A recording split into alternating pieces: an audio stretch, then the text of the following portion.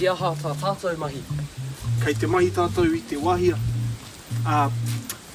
Bray, mau e whakaapapa? Ai, maku e mahi. Kapoi.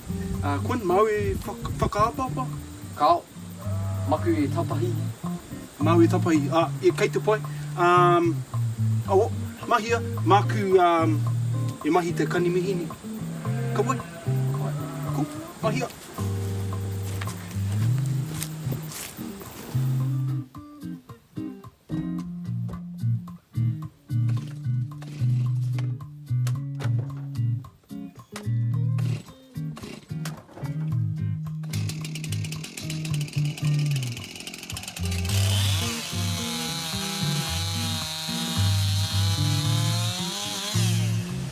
Tēnā koutou.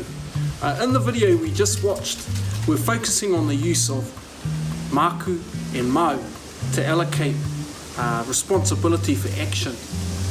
We can use maku and mau for future responsibility. So you'll notice that when I used maku, I was talking about the fact that I will do this task.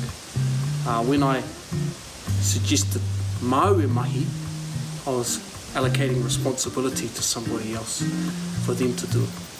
So watch the video again and listen out for maku e mahi or mau e mahi. Ia ha tā tātou mahi. Kei te mahi tātou I te wahia. Bray, mau e whakaapapa? Ai, maku e mahi. Kapoi. Koen, mau e whakaapapa? Kao, maku e tapahi. Mau e tapahi. Kei te pai. Mahia, maku e mahi te kanimihini. Kapoi. Cool. Mahia.